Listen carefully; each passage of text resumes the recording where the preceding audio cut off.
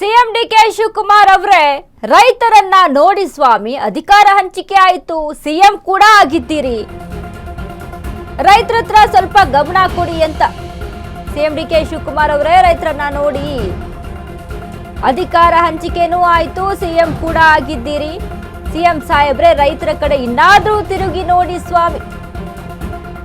ರಾಜ್ಯಕ್ಕೆ ಮುಂಗಾರು ಎಂಟ್ರಿ, ಬಿತ್ತನೆಗೆ ಸಜ್ಜಾದ ರೈತರು. ನಿನ್ನೆಯಿಂದ ರಾಜ್ಯಾದ್ಯಂತ ಮುಂಗಾರು ಮಳೆ ಆರ್ಭಟ ಜೋರಾಗಿದೆ.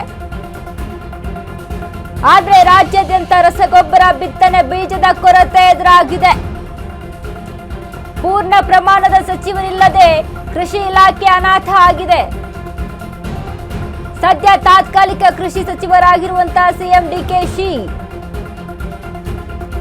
ಅನ್ನದಾತರನ್ನ ಸಂಕಷ್ಟಕ್ಕೆ ದೂಡಿದ ರಾಜ್ಯ ಸರ್ಕಾರ ಮುಂಗಾರು ಮಳೆ ಆಗ್ತಾ ಇದೆ, ಬಿತ್ತನೆ ಮಾಡಬೇಕು ಅನ್ನುವಂತ ಖುಷಿಯಲ್ಲಿದ್ದಂತ ರೈತರಿಗೆ ಸರ್ಕಾರ ಈ ರೀತಿಯಾಗಿ ಅನ್ಯಾಯ ಆಗ್ತಾ ಇದೆ ಸರ್ಕಾರದಿಂದ ಅಂತ. ಕೃಷಿ ಸಚಿವರಿಲ್ಲದೆ ಬಡವ ಆಯ್ತು ಅನ್ನದಾತರ ಬದುಕು. ಮುಂಗಾರು ಆರಂಭ, ಬಿತ್ತನೆಗೆ ಬೀಜ ಸಿಗದೆ ರೈತರ ಪರದಾಟ. ರಸಗೊಬ್ಬರವೂ ಇಲ್ಲದೆ ಸರ್ಕಾರದ ವಿರುದ್ಧ ಆಕ್ರೋಶ ವ್ಯಕ್ತವಾಗ್ತಾ ಇದೆ. ಮತ್ತೊಂದೆಡೆ ರಸಗೊಬ್ಬರ ಬಿತ್ತನೆ ಬೀಜದ ದರ ಏರಿಕೆ ಆಗಿದೆ. ರೈತರಿಗೆ ಗಾಯದ ಮೇಲೆ ಬರೆ ಎಳೆದ ರಾಜ್ಯ ಸರ್ಕಾರ.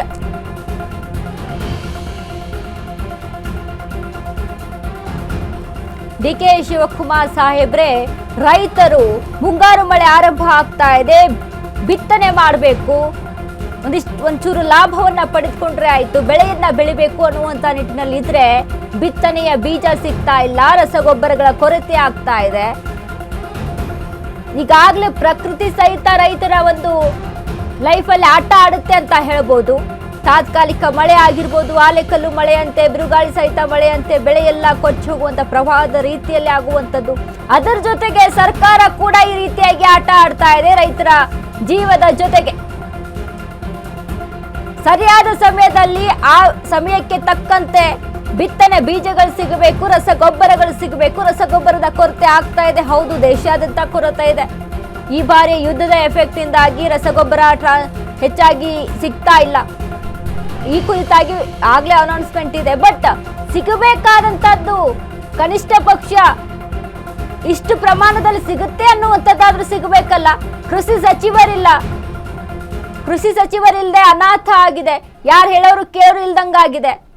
ಅಟ್ಲೀಸ್ಟ್ ನೀವಾದ್ರೂ ಕೇಳಬೇಕು ಅದ್ರ ಬಗ್ಗೆ. ಅಂದ್ರೆ ಈ ವರ್ಷ ಆಲ್ರೆಡಿ ಸೀಸನ್ ನಲ್ಲಿ ಗೊಬ್ಬರವನ್ನ ಸರ್ಕಾರ ವಿತರಣೆ ಮಾಡಿದೆ. ಈಗ ಬಿತ್ತಿಗೆ ಹಂತ ಸ್ಟಾರ್ಟ್ ಆಗುವ ಹಂತದೊಳಗ ಬಂದಿದೆ, ಮಳೆ ಆಗಿದೆ. ಈಗ ಏನಾಗ್ತಾ ಇದೆ ಅಂತಂದ್ರೆ FID ಮೂಲಕ ಎಕರೆಗೆ ಒಂದು ಚೀಲ ರೈತರಿಗೆ ಗೊಬ್ಬರವನ್ನ ವಿತರಣೆ ಮಾಡಬೇಕಂತಂದು ಸರ್ಕಾರ ರೈತರಿಗೆ ಅನ್ಯಾಯವನ್ನ ಮಾಡ್ತಿದೆ. ಯಾಕಂದ್ರೆ ಒಂದು ಚೀಲ ಗೊಬ್ಬರ ಸಾಕಾಗಿಲ್ಲ ರೈತರಿಗೆ. ಅದ್ರ ಜೊತೆಗೆ ಮತ್ತೆ ಲಿಂಕ್ ಅನ್ನು ಸಹ ಕೊಡ್ತಾ ಇದ್ದಾರೆ.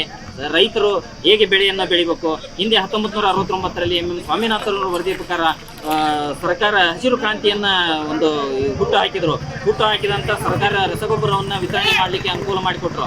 ಆದ್ರೆ ಅದ್ರ ಜೊತೆಗೆ ಅವರು ಸ್ವಾಮಿನಾಥನ್ ಅವರು ಏನ್ ಮಾಡಿದ್ರು ಅಂತಂದ್ರೆ ರೈತರಿಗೆ ಮುಂದಿನ ಈ ಪರಿಸ್ಥಿತಿ ಬರಬಾರ್ದು ಅನ್ನೋ ಉದ್ದೇಶಕ್ಕೆ MSP ಯನ್ನ ಜಾರಿಗೆ ತಂದ್ರು.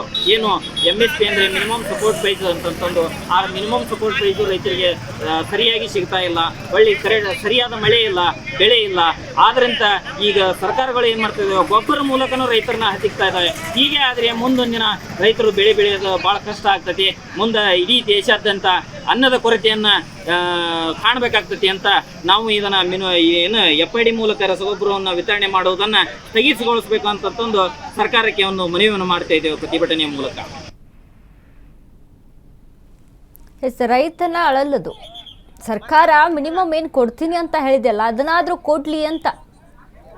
ಗೊಬ್ಬರದ ಕೊರತೆ ಆಗ್ತಿದೆ, ದೇಶಾದ್ಯಂತ ಗೊಬ್ಬರದ ಕೊರತೆ ಇದೆ. ಯುದ್ಧದ ಎಫೆಕ್ಟ್ನಿಂದಾಗಿ ತೊಂದರೆ ಆಗ್ತಿದೆ ಅಂತ ಎಲ್ರಿಗೂ ಕೂಡ ಗೊತ್ತು.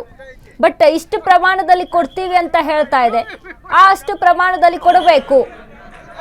ಏನೋ ವರ್ಷಕ್ಕೆ ಏನಿಲ್ಲ ಅಂದ್ರೂ 12 ಚೀಲನಾದ್ರೂ ಬೇಕಾಗ್ತಿತ್ತು. ಬಟ್ ಈ ಬಾರಿ ಅಷ್ಟು ಕೊಡೋದಕ್ಕೆ ಸಾಧ್ಯ ಆಗೋದಿಲ್ಲ. ಹಾಗಾಗಿ 5 ರಿಂದ 6 ಚೀಲಗಳನ್ನ ಕೊಡ್ತೀವಿ ಅಂತ ಏನೋ ಹೇಳ್ತಾ ಇದೆ ಸರ್ಕಾರ. ಅಷ್ಟಾದ್ರೂ ಸರಿಯಾದ ಸಮಯಕ್ಕೆ ತಕ್ಕಂತೆ ಮುಂಗಾರು ಬಿತ್ತನೆ ಆರಂಭ ಆಗ್ತಾ ಇದೆ.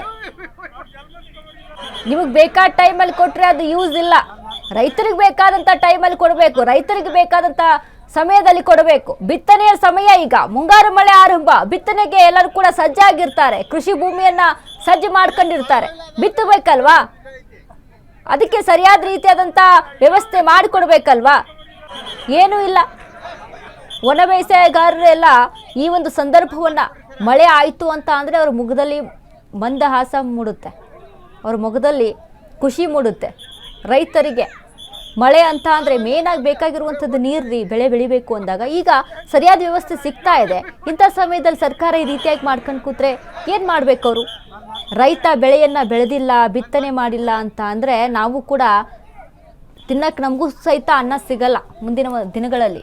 ಹಾಗಾಗಿ ರೈತನಿಗೆ ಸಿಗಬೇಕಾದಂಥ ವ್ಯವಸ್ಥೆ ಸಿಗಬೇಕಾದಂಥ ಏನು ಬಿತ್ತನೆ ಬೀಜಗಳಾಗಿರ್ಬೋದು, ರಸಗೊಬ್ಬರಗಳಾಗಿರ್ಬೋದು, ಅವುಗಳ ಸರಿಯಾದ ಸಮಯಕ್ಕೆ ದೊರಕಬೇಕು.